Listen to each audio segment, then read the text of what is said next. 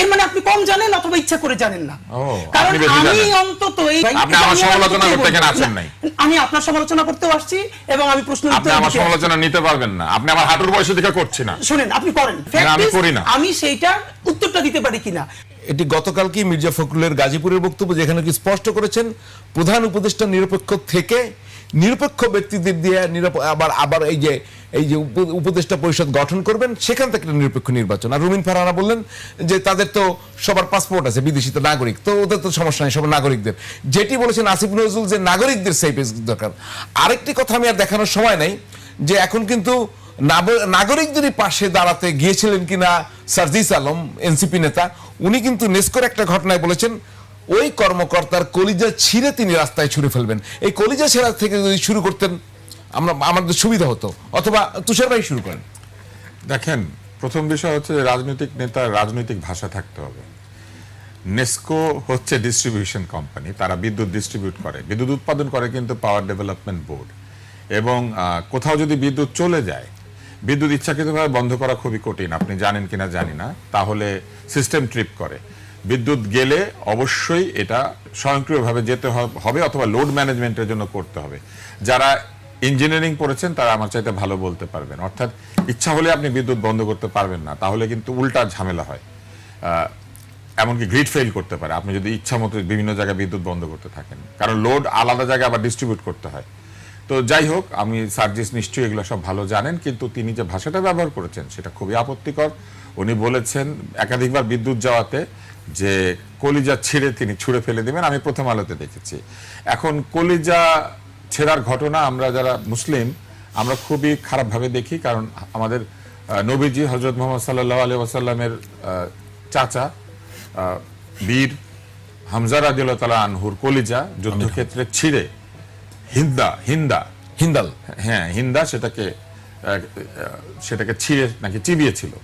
এরপরে আমরা এখন যিনি প্রিমিয়ার ব্যাংকের চেয়ারম্যান আরিফুর রহমান, তিনি একটা সংবাদ করেছিলেন বিচিত্রায়, তখন সেখানে আমাদের ঢাকা মেডিকেল কলেজের ডোম খলিলুল্লাহ সে মৃত ব্যক্তির কলিজা ছিঁড়ে সেটাকে সে খেয়ে ফেলতো। আমি তৃতীয় ব্যক্তি পেলাম সার্জিস, যিনি কলিজা ছিঁড়তে চাচ্ছেন। এখন এই যে কলিজা ছেঁড়ার যে কথাটা, এটাও আমার কাছে খুব হাস্যকর মনে হচ্ছে, এই জন্য যে শরীরে এত অঙ্গ থাকতে উনি কলিজা কেন ছিঁড়তে চাচ্ছেন। সাহস কলিজার মধ্যে থাকে, এটা একটা ভুল বাগধারা। কারণ একটু পরে ওনারা বলবেন হৃদয়ে সাহস নিয়ে বুক চিতিয়ে দাঁড়িয়ে গিয়েছে। কলিজা চিতিয়ে কেউ দাঁড়ায় না রে ভাই, দুই হাত যখন দুই দিকে ছড়ায় দেয় বুক চিতিয়ে দাঁড়ায়। তো ছিঁড়ে নিলে হার্ট নিবে, লাংস নিবে, কলিজাটা ছিঁড়তে চায়, বুঝছেন? এইটা আমার কাছে খুব হাস্যকর মনে হয়েছে এবং খুবই আপত্তিকর মনে হয়েছে। আমি বলবো যে যেহেতু সে একজন ভালো বিতার্কিক ছিল, অনেক সুন্দর সুন্দর বক্তৃতা দিয়েছে, আমি দেখেছি, অত্যন্ত আবেগ ঘন, তো এরকম বক্তৃতা যে দিতে পারে সে মানুষের কলিজা ছিঁড়বে, এটা আমি আশা করি না এরকম ভাষা ব্যবহার করা উচিত। জি, হাদিমের কাছ থেকে এইটাকে অল্প একটু শুনে আমরা মির্জা ফখরুলের বক্তব্যে যাব। জি, এখানে খুব বেশি বলবেন না। একটা হচ্ছে যে মানে ধরেন এটা তো রিটোরিক্স হিসেবে আমি মানে রিড করতে চাই। আপনি কলিজা ছেঁড়া তো বলছেন, কিন্তু আমরা কিন্তু আর অশ্লীল, আপনি তো আপনার ব্যাপারে আমি এখানে বক্তব্য দিয়েছি, অশ্লীল বলা যাবে না, এটা খুবই আপত্তিকর শব্দ। অশ্লীল কথাটা খুবই আপেক্ষিক, কোনটা অশ্লীল কোনটা অশ্লীল। তুমুল গণহত্যার সামনে আপনি দুনিয়ার কোন শব্দ দিয়ে গালি দিলে গণহত্যাকারীর আপনি প্রতিশোধ নিতে পারবেন? শ্লীল অশ্লীলতার পলিটিক্সটাই ভিন্ন এবং শব্দের রাজনীতি নিয়ে তরুণদের মধ্যে আমার সব থেকে বেশি কাজ আছে, সুতরাং এটা নিয়ে আমি কথা বলবো না। আর সার্জিসের যেটা হয়েছে, দেখেন, এটা যারা মেটাফোর্স বোঝে, রেটোরিক্স বোঝে, অফকোর্স এখন এর মানে কি ওর সার্জিসের সামনে এসে যদি নেস্কোর একজন আইনে দেয়, সে কি লিটারেলি তার কলিজা ছিঁড়তে পারবে? এখন তুষার ভাইয়ের যেটা আপত্তি সেটা হলো কলিজাই কেন ছিঁড়তে চায়। এখন আপনি রেটোরিক বুঝেন আর আপনি জোকস বুঝেন না, আমি রিড করেই বললাম। এখন এটা আপনি আপনার গালি রেটোরিক আর আমারটা রেটোরিক না। এখন আপনি এটা ভাই কৌশলে যেটা করেছেন, আপনি তো ভালো বিতর্কিক, এই জন্য এইটার আপনি আবার ভালো বিতর্ক করেন, আপনি সার্জিসকে ডুবানোর জন্য এটা আপনি ভালো বিতর্ক করেন। আপনি শুনেন, আপনি ভালো বিতর্ক করেন, ভালো বিতর্ক তাহলে শুনেন। আপনি প্রথমত শুনেছেন কলিজা নিয়ে হামজা রাদিয়াল্লাহু তাআলা আনহুর সাথে যে অত্যাচারটা হিন্দা করেছে, তারপরে তৃতীয়তই আপনি পেলেন সার্জিসরে, অথচ আমি যেটা জানি এর মানে আপনি কম জানেন অথবা ইচ্ছা করে জানেন না।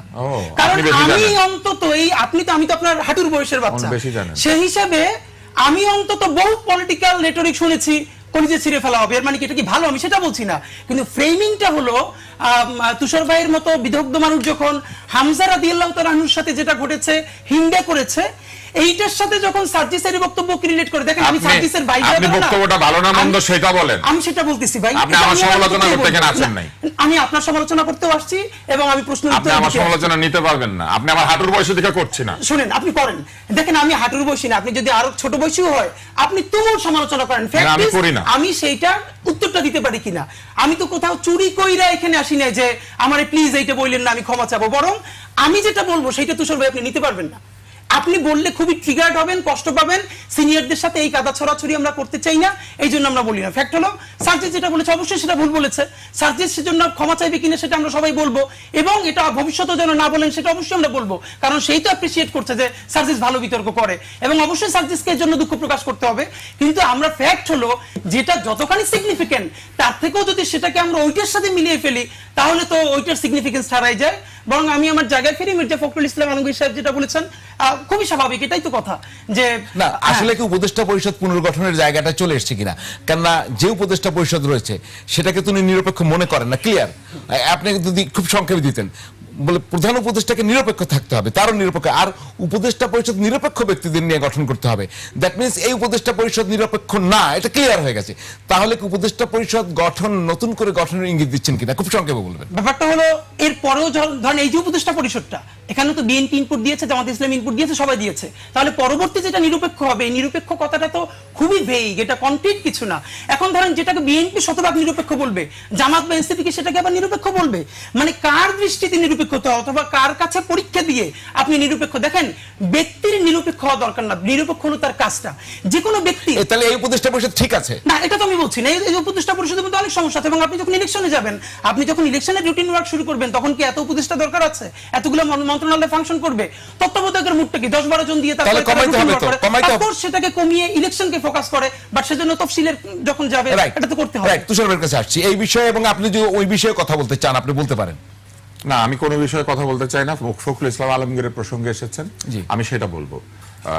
ফখরুল ইসলাম আলমগীর যেটা বলেছেন, ওনারা এই উপদেষ্টা মণ্ডলীর নিরপেক্ষতা নিয়ে এক ধরনের সন্দেহ প্রকাশ করেছেন এই বক্তৃতার ভিতর দিয়ে। আর রুমিন ফারহানা যেটা বলেছেন সেটা তো ফ্যাক্ট। আপনি যেহেতু ফ্যাক্ট চেক করেন, আপনি একদিন বলে দিয়েন ফ্যাক্ট চেক করে যে কার কার বিদেশি পাসপোর্ট আছে, কে কে বিদেশি নাগরিক আমাদের এখানে এসে আমাদের দেশের দণ্ডমুণ্ডের কর্তা হয়ে আমাদেরকে সেফ এক্সিট দিচ্ছে।